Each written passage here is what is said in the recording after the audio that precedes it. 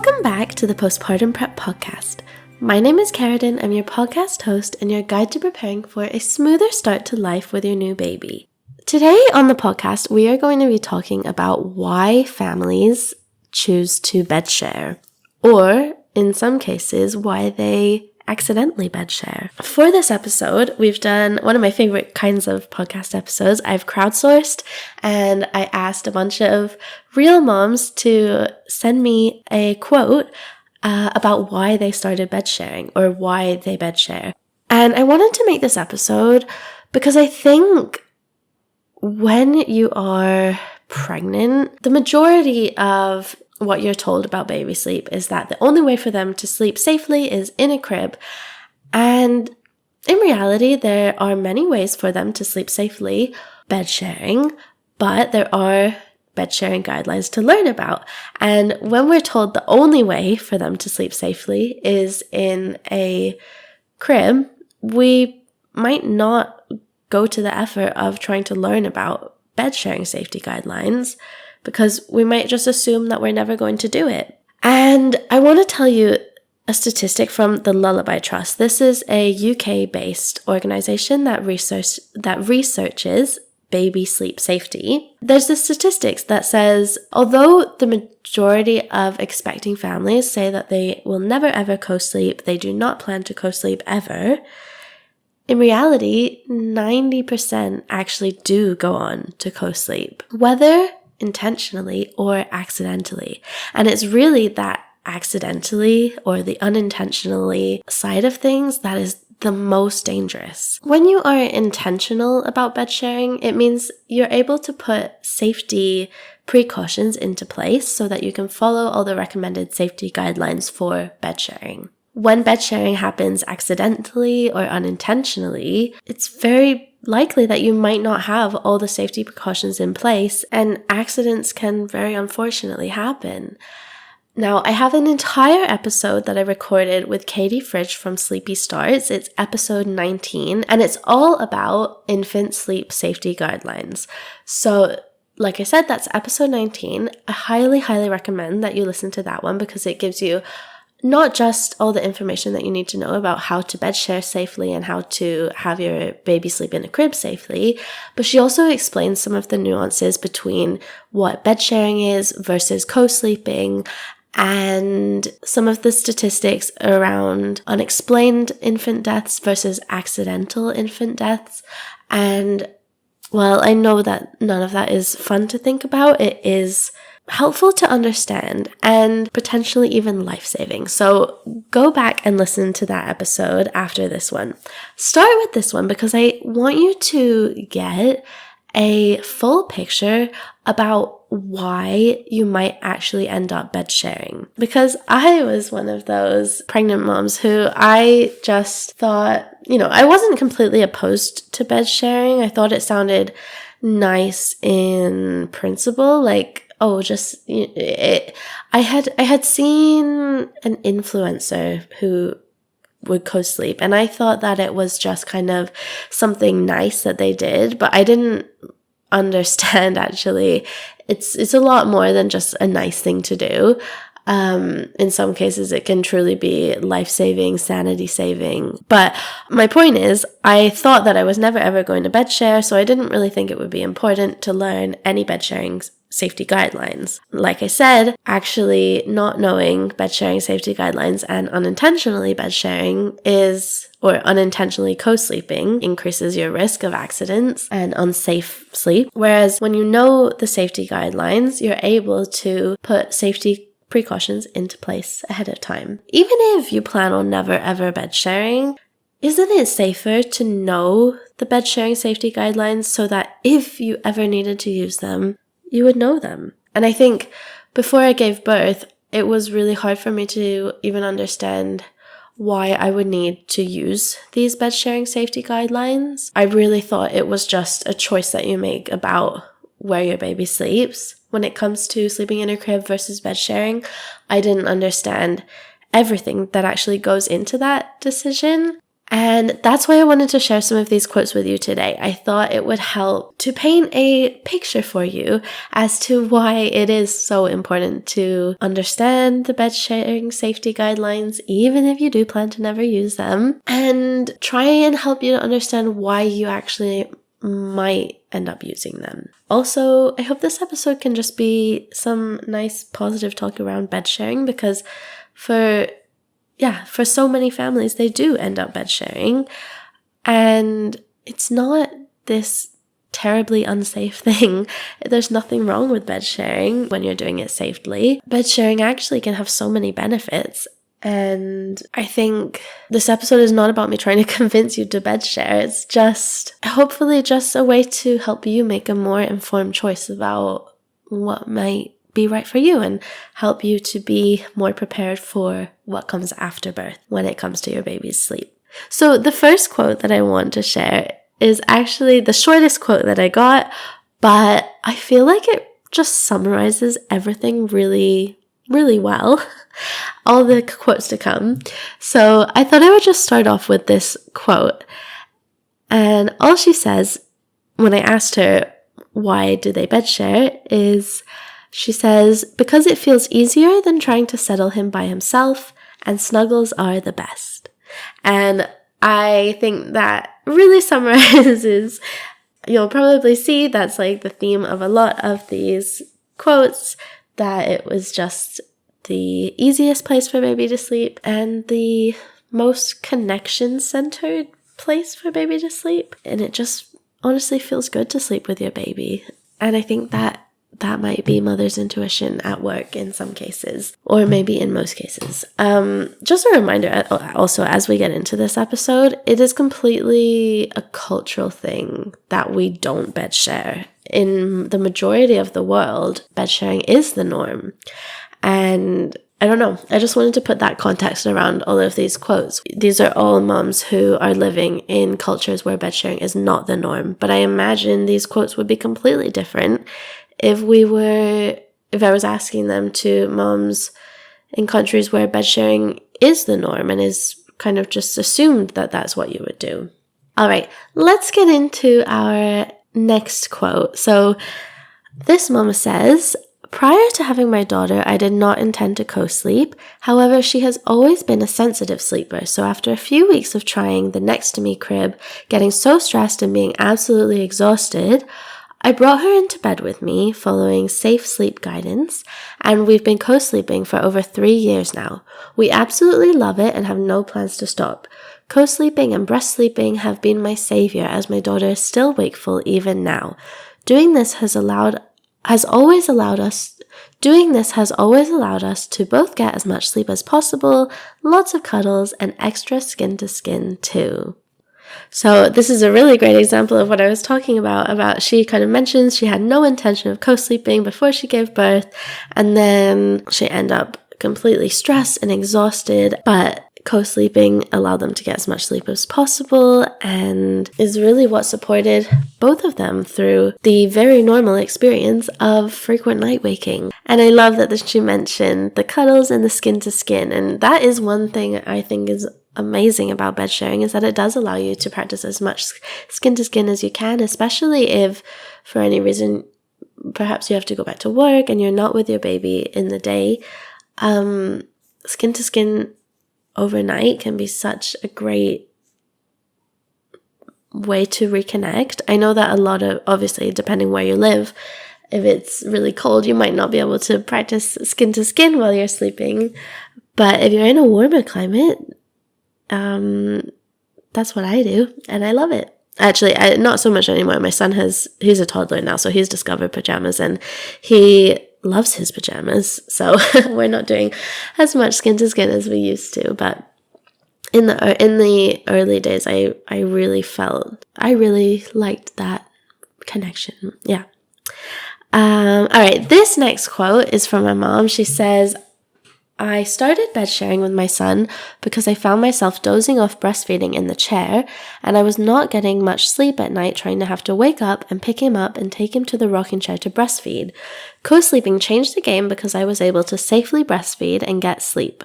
I installed a barrier onto the bed to prevent him from falling, and I also sleep in the C shape. We started breastfeeding when he was 1 month old, and now he is about to be 2, but we've continued to co-sleep even though I no longer breastfeed. I feel calmer in my sleep being able to feel him beside me and know he is okay, and I also believe having this connection until they are 3 helps to keep the bond strong. I also love waking up to kisses and hugs. Oh my gosh, so much that I could say about this one. I think, first of all, she mentions how she started bed sharing because she found herself dozing off in the breastfeeding chair. And falling asleep on a recliner, on an armchair, on a sofa, anything like that, this is one of the most dangerous places that you could fall asleep with your baby. Research from the Lullaby Trust, which is what I mentioned, the organization I mentioned at the beginning of this episode, their research suggests that falling asleep on something like a sofa or an armchair or a recliner can increase the risk of SIDS up to 50 times. That is a scarily high increase of risk. And this is also not an uncommon situation. This is actually something I hear all the time. The risk of falling asleep on a sofa because you're trying so hard not to fall asleep in the bed with your baby because you've been told never to bed share. So then you go to the sofa or the armchair or a recliner or whatever chair you're using to breastfeed your baby and end up falling asleep in that chair with your baby, which, like I said, is just so dangerous. So I love that this mom had the insight to learn about safe bed sharing and just move to the bed so that she didn't fall asleep in an armchair with her baby. One other thing that I really relate to in what she said is how she feels calmer in her sleep, being able to feel him beside her. And I really related to that. I really struggled. I'll share more about my own experience with co-sleeping or moving to bed sharing at the end of this episode, but one of the things was, like, when my son was born, I would have him in the kind of bedside bassinet, but I would have to sleep right up next to that bassinet because it was so weird to have him far from me where I felt like I couldn't monitor how he was doing, and any noise he would make in his sleep, I would wake up and I'd have to be checking on him. And I remember the first night that we did bed share, how nice it was to just literally, like, I didn't even have to open my eyes to be able to feel him next to me and feel that he was safe. And I was able to actually sleep that night for the first time in weeks.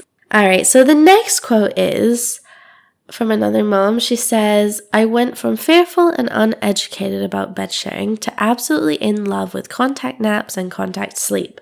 Once I learned that there was a way to do it safely, I wanted my babies as close as they had always wanted me. Now I look at it like receiving the gift of extra hours each day to build their brains and safe attachment to me and ultimately the world around them. Hours that I wouldn't have if they were sleeping separately. So this mom not only does she mention how her baby wanted to be close to her, but then once she learned about how to do it safely, she also loved being close to her baby. She also mentions how the closeness of bed sharing helps to build their brains.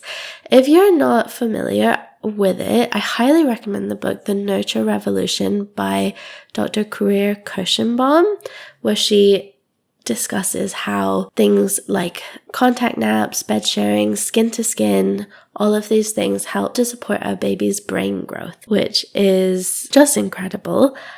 And I think even the mom in the quote before this one, she talked about bed sharing until her son was 3 years old.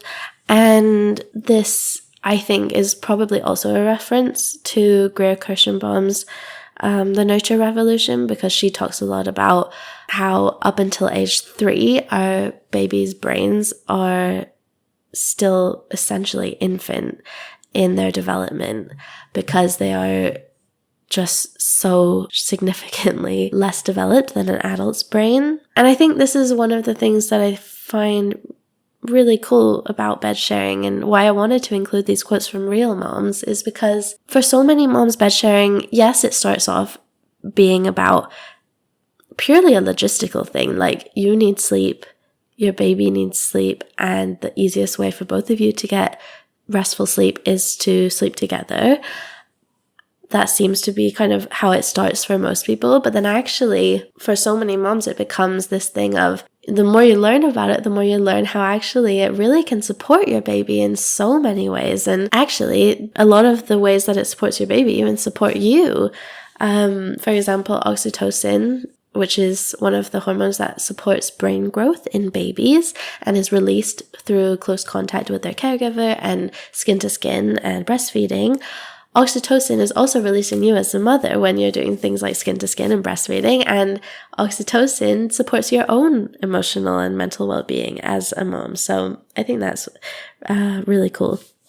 And yeah, I just love to see how so many of these moms, it's not just about the benefits of the logistics and the practical sides and getting more sleep. It's also about that closeness and connection and their bond with their baby. And I think that's really, really special. This next mom says, "We have been exclusively bed sharing since my son was 2 or 3 weeks old. Truly, it's the only way he would sleep for more than a few minutes. He just never settled in the bassinet, and it was just so anxiety-provoking for me to lay him in there knowing he'd be awake in 20 to 30 minutes all night long. We quickly pivoted to a floor bed in the nursery and never looked back. It just felt as soothing for me as it did for him having him so close. I remember just feeling such a sigh of relief the first morning I woke up with him safely on my chest.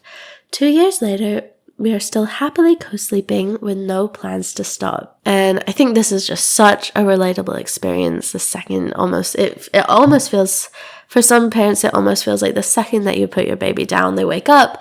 And then what do you do? If they wake up the second you put them down, then like, actually, when are you meant to sleep? It's, that's what I mean by it being kind of, in some cases, a logistical thing. But even this mom, she talks about how soothing it felt for her and the relief she felt feeling him close. But that kind of putting the baby down and they wake up immediately, I think that was the part that I did not understand before I gave birth about why some families bed share. Because I genuinely thought I could put my baby down in the crib and my baby would sleep and I would sleep. I had no idea that some babies, like my baby ended up being, I had no idea that some babies simply do not want to be out of contact with their mother at all. My baby did not want to be out of contact with me at all. And that is actually extremely normal baby behavior. It is, I would say, not even just behavior. They are just hardwired for that biologically to seek closeness to their caregiver. Of course, it's different for every baby. Some babies are more sensitive to separation than others, but truly, I mean, it's truly like a protective instinct for babies to want to be close to their mothers. If you imagine thousands of years ago, it would have been a really unsafe situation to leave your newborn baby in another cave while you went and slept in a different cave, and your baby would have been extremely vulnerable to predators. And of course, it makes sense that they would be hardwired to cry out for connection and feel soothed when they're near their caregiver, because it would have been the most protective thing for them to keep them safe. Of course, there's a lot of other things going on for babies, like, for example, they have literally never been so far apart from you as they have been after you give birth to them. They have literally been living inside of your body for the past 9 months. It's an extremely big transition to be even on the outside of your body, yet alone not even in contact with your body. And all of this is just stuff I just did not know before I had given birth. So I did not have a safe space set up in advance, and my baby was sleeping in the bassinet for the first few weeks, and those first few weeks neither of us got very much sleep at all, and I was an anxious wreck and an exhausted, tired mess. So these are the things that I did not understand before I gave birth, and that's exactly why I wanted to share these quotes on the podcast for you to hear before you give birth, and hopefully to help you, to encourage you to at least think about how you might go about setting up a safe bed sharing space in your home. All right, the next quote, she says, And considering I'm asking, why did you bed share? This mom says, gosh, the thought of not bed sharing gave me so much anxiety, especially when they were tiny newborns. They have no idea that they are separate beings than us at that stage of life, so keeping my babies close when we bed shared at night brought us both such a beautiful sense of ease, regulation, and attachment after 9 long months of us sharing one body. It also eased my wild postpartum anxiety and terrible thoughts of something bad happening to my little ones while they slept. They were always within reach. It was a win-win in those early days. It's just a natural state of connection and love. I also just think it's wild that we put these weird adult expectations of babies sleeping alone from day one, when I don't even like to sleep alone at age 42. I slept directly with both babies in my bed for about 3 months each, but in the years since they've grown, I have definitely had my kiddos come into bed with me when sick or from a nightmare, etc. It's such a lovely way to help them feel safe and secure, and sometimes we now end up back in their bed. Whatever works when you're tired. And I think, this mom explained exactly what I was trying to say about how after 9 long months of sharing one body, it's pretty mind-blowing that we expect a baby to be ready to just sleep by themselves, especially when so many of us don't even like to sleep. I mean, I really hate sleeping alone, and I can't even imagine how it would be for a baby who's never even had the experience of being alone at all yet in their lives. And talking about adult expectations, I think a lot of people say, well, you need to start teaching them. They might never have experienced it, but you need to start teaching them how to be independent. And actually, the reality is independence is not taught through separation. It's taught through connection and helping them to feel safe enough to eventually, when they're ready, have a bit more separation. But it's always connection that comes first. I think this mom, again, I know we've had a couple moms mention about how it helped them to feel calmer. She says about how it eased her postpartum anxiety and terrible thoughts of something happening to her baby while they slept, because her babies were always just within reach and she could just tell that they were okay. And I think that there's, a couple of moms have mentioned a similar thing. And I think that there is also something instinctual in us as mothers where we instinctively want to be close to our babies, because we do have such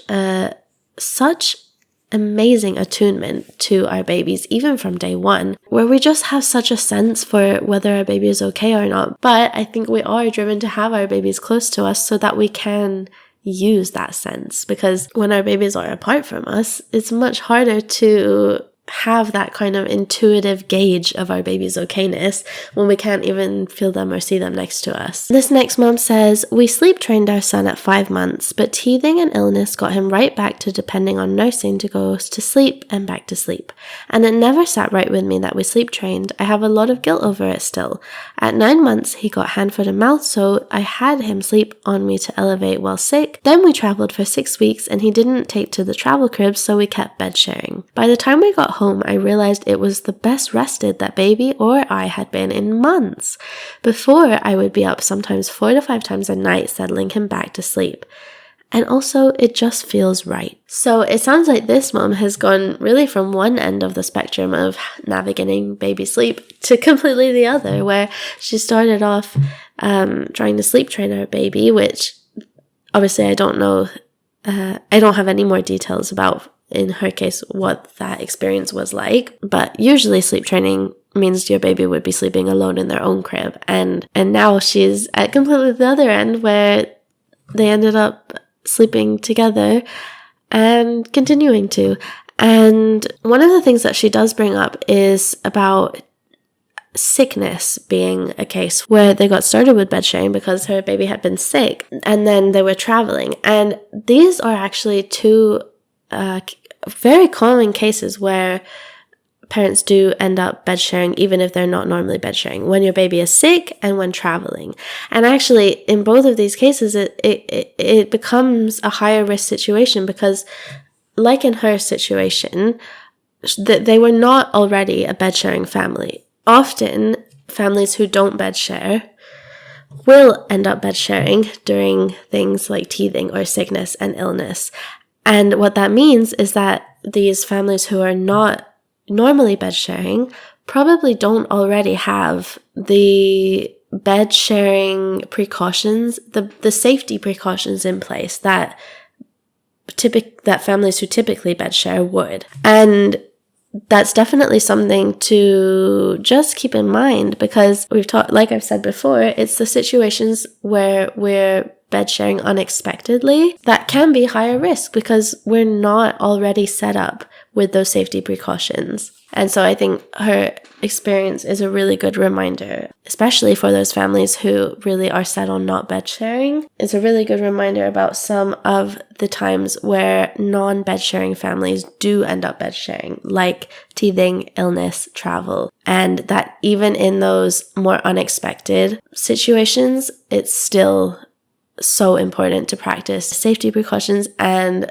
possibly even more important to practice the safety precautions and to understand, because if you're only bed sharing in these special circumstances, you're probably not as used to it and as comfortable and as experienced with those safety precautions. So that's just something to keep in mind. Honestly, I think it's just having your bed set up for safe bed sharing should just be a standard thing, even if you never use it, because it's exactly situations like this where it's unexpected. Your baby might be 9 months old and then suddenly really sick, and now suddenly you're having to bring them in the bed with you because it's really the only way to get any sleep. You really want to be set up for safe bed sharing in that kind of situation.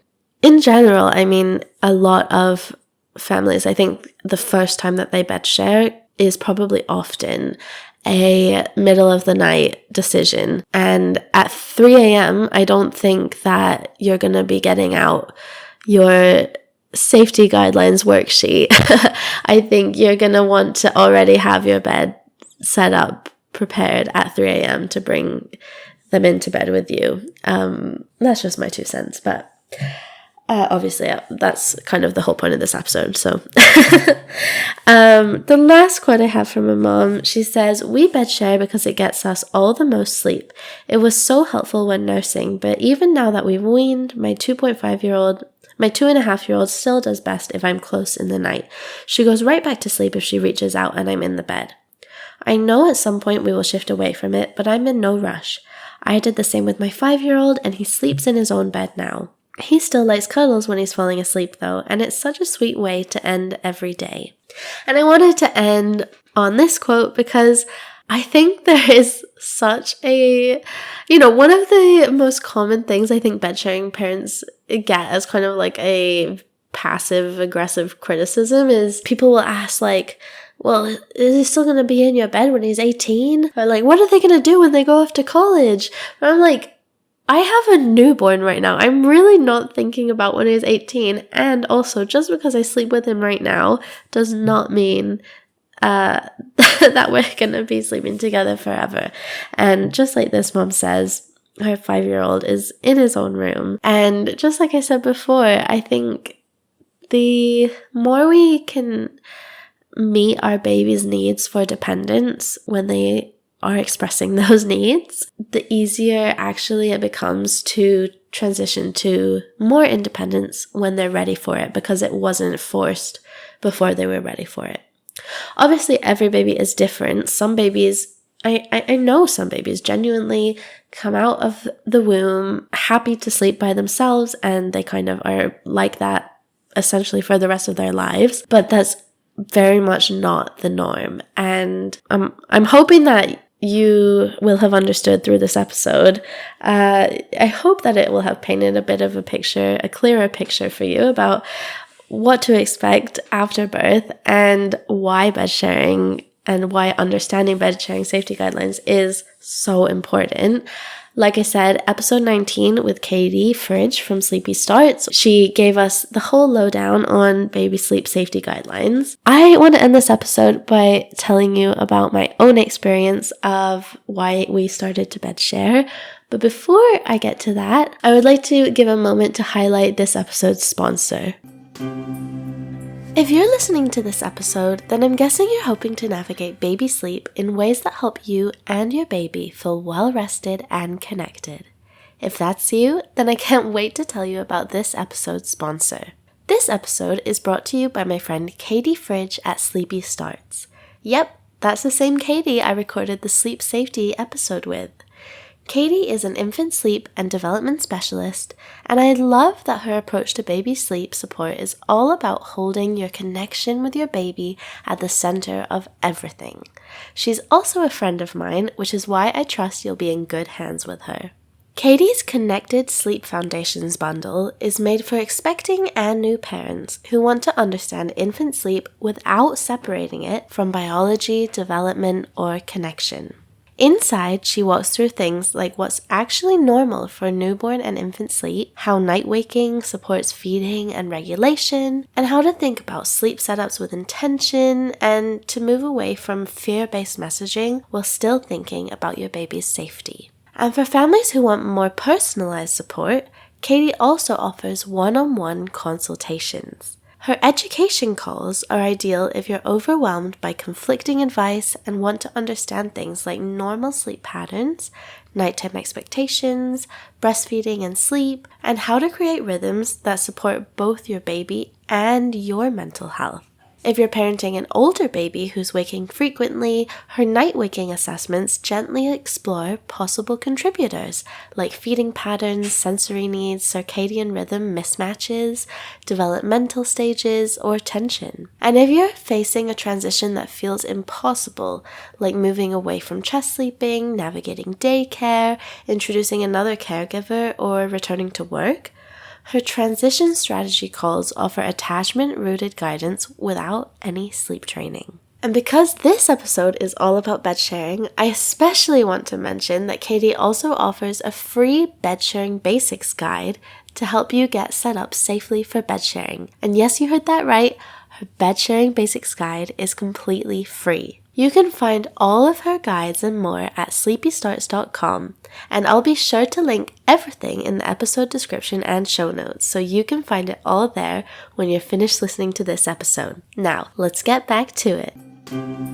So, let me tell you now about my own experience. Why did we start bed sharing? I think I've given little bits and pieces throughout this episode, so you might already have been able to get the idea by now, but essentially, when my son was born, actually, let's take it back right to the hospital. The first time that we co-slept unsafely, actually, was in the hospital. He was born in 8 p.m. the night before, so then this would have been the following day. But I actually, let's take it back to when I was in labor. When I went into labor, it was 6 p.m. Then the following day, so I was laboring overnight, so I didn't get any sleep that night. Then the following day, I gave birth at 8 p.m. Then because I'd just given birth, I didn't get any sleep that night. So then by the next morning, I'd been awake, I'd maybe had 4 hours of sleep in what would that be I don't know, 2.5 days. I'd only had 4 hours of sleep over 2.5 days. So I was probably almost delusional with sleep deprivation at this point. And so it's the first full day of my baby's life, and we were breastfeeding, and I was sitting up in bed breastfeeding with him, and of course it makes sense that I closed my eyes and fell asleep. And we were, very luckily nothing happened, but we were sitting up and just not at all in a safe position, especially with a newborn who was less than 24 hours old. I'm just very glad that nothing happened in that situation. But cut to that night, this is, I guess, technically my son's second night of life. So he was, the first night, when he was born at 8 p.m., then that night, he actually slept kind of through that whole night, right after he gave birth. But then the next night was, he just wouldn't go in they had the bedside bassinet thing. He just would not sleep in it. And I was losing my mind because at this point it had been I'm on like day 3 of maybe I'd slept like 6 hours by this point. Like it was just unbelievable exhaustion. And I asked the midwife for help. Like I couldn't understand why he wouldn't just go in the crib, in the bassinet. So I asked the midwife for help, and she was like, you need to get some sleep. I'm just going to put him in the bed with you. And she set us up to kind of sleep in like the C curl position, which if you don't know what that is, go and check out. I think we talk about it in episode 20, which is also with Katie from Sleepy Starts. She talks about the C curl position in episode 20. There were definitely things about this bed sharing situation in the hospital that the midwife put us into that I would say weren't very safe. Like she rolled up a towel behind his back so that he wouldn't roll onto his back away from me, whereas actually I would not recommend putting anything to prevent your baby from rolling onto their backs, because ideally your baby will go onto their back once they have finished breastfeeding. The other thing was the fact that I was so insanely tired. Like ideally, first my husband wasn't allowed to stay at the hospital with us, so I was taking care of my newborn with no, like, on 6 hours sleep in 3 days, and that probably was just not even a safe situation in itself. My point is, normally if you were that significantly sleep deprived, we would not consider it safe for you to be bed sharing. Obviously, there's like, if you're very tired, there's a difference between being like very, very tired to being like literally you've had 6 hours of sleep in 3 days, and like the level of sleep deprivation you would be at that point. But in this situation, it was, it's all about pros and cons, and that is motherhood. And also I didn't know anything about bed sharing safety, and also I was like completely desperate. And so yes, we bed shared for the first time, like semi-intentionally, because, obviously it was intentional that we bed shared, but it wasn't at all informed, I would say. But that was the only time that, the first day that I woke up, actually, after we did, I had like the best 2 hours of sleep in my life, and I woke up 2 hours later and felt like actually more refreshed than I had in days. And I woke up with my baby's... Alright, there is a guy on a lawnmower outside my apartment, so I'm really hoping that I'm going to be able to kind of edit it so it's not super loud in this, but I need to finish this episode before I have to go pick my son up from preschool, so I'm very sorry if you can hear the lawnmower. But I think I was saying the first day when I woke up and after we bed shared for the first time, and my baby's face was just in front of mine, and it was like the first time that I had really been able to like let it sink in a little bit, the fact that he was like here and he was born, and like I just have this, it's like gonna be forever imprinted in my mind, like just waking up and seeing his face in front of mine, because that was just really like the moment I was like, oh my goodness, like I'm smiling so hard right now recording, just going back there, because it really was like the moment that I was actually conscious of the fact that my baby was born, and here he was, and oh my gosh, how perfect is he, and just getting to actually just like stare at him was unbelievable and magical, and just made me so happy. Okay, moving on though, because we're actually trying to talk about bed sharing right now. So when we brought him home from the hospital, we actually moved 1 week after he was born. So when we first brought him home, we were in our old apartment, and our old apartment had a bed that was just really, really soft. And I knew from the little amount that I did know about bed sharing safety, I knew that a really soft bed was not considered a safe place to co-sleep. We did bed share in it like one day for just like a nap. I made a choice there. I would not recommend that choice, but But let me go back a sec to when we got back home to our old apartment. I had him in the bedside bassinet. It was the kind where you could kind of pull the bassinet over your bed. And I would sleep like right up next to that bassinet because I just it felt wrong to not be sleeping with him.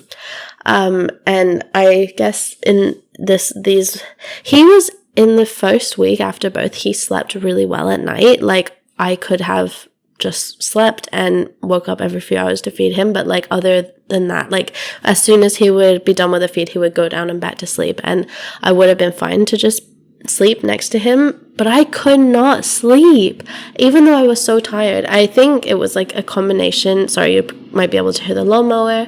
I think it was, like, a combination of, like, adrenaline and, like, hormones after birth. Also mixed with, like, it feeling wrong that my baby was not touching me. And I found it, just really hard to not be able to see him easily through the mesh of the bassinet. So I'd have to, like, physically sit up and look over the bassinet to check he was okay. And, like, I think as a mom, we underestimate, like, how many times we try to check on our baby to make sure that they're okay. Like, it's really just instinct to try and make sure that your baby was okay. And it made it really hard for me to check on him, and even harder for me to do that while trying to sleep myself. And it was a bit of a mess for that week. But I still did not actually intend on bed sharing. Even once we moved to our new apartment, I still had him in the bedside bassinet for probably another week. And then by the third week, then he stopped wanting to sleep in the bassinet. He was just like, I think around the second week that they do tend to just gain a little bit of awareness. And when I would feed him and put him down in the bassinet, he would inevitably, within like 10 minutes, he would start waking up. I remember I would literally take him for walks around my apartment complex at like 2 or 3 o'clock in the morning. There was one night where we saw the moon. We live basically on the ocean. And so there was one night where I took him for this walk around the apartment complex, and the moon was a full moon over the ocean. And like, it was absolutely a magical moment, but that's definitely a magical moment I would have given up for the alternative of like being able to sleep. So I was like, just getting more and more miserable, more and more. My mental health was like getting worse and worse by the day as well. And we also struggled a lot in the beginning with breastfeeding. So like, it would take me like an hour just to give him a feed. So it was a lot. And keep in mind that they feed, he was feeding like 8 to 12 or more times a day. So that's 12 to 12 or more hours a day that we were spending feeding. And like, it was getting pretty miserable. And so I don't remember what it was that like was like the final straw for me, but I do remember there being some kind of final straw where I was like, that's it, I'm done. Tonight we are gonna bed share. And so I kicked my husband out of bed. I set the bed up as well as I knew how.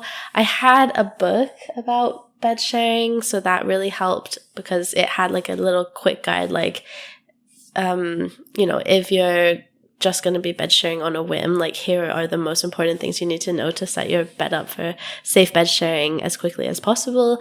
So I did that, and then kind of the next day, I think, and kind of onwards, I like learned a lot more about bed sharing, how to make it safer. But it wasn't really there wasn't really actually anything else that I really needed to do in our situation. Kind of the bed was already pretty safe for bed sharing. And then, so now we're moving on to almost coming up to 3 years of bed sharing now. The lawnmower is coming, sorry. We're coming up to almost 3 years of bed sharing now. And we kind of had an intention to maybe try and stop. I did buy him a toddler bed that we now have in our bedroom. This was about 2 weeks ago. I bought him this toddler bed. The first night he went to sleep in it.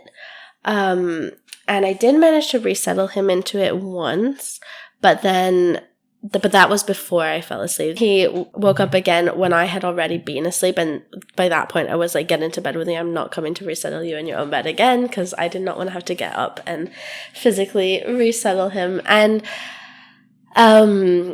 then the next day he got sick, and we've been sick now for like 2 weeks, so we have not tried the toddler bed again. And actually what I've realized is I have no intention of trying it again until we're further down the line, because we are breastfeeding. There's a reason that, we talk about Katie in her episode 19, she talks about breast sleeping and how bed sharing and breastfeeding really just go hand in hand, because the lawnmower is over here again.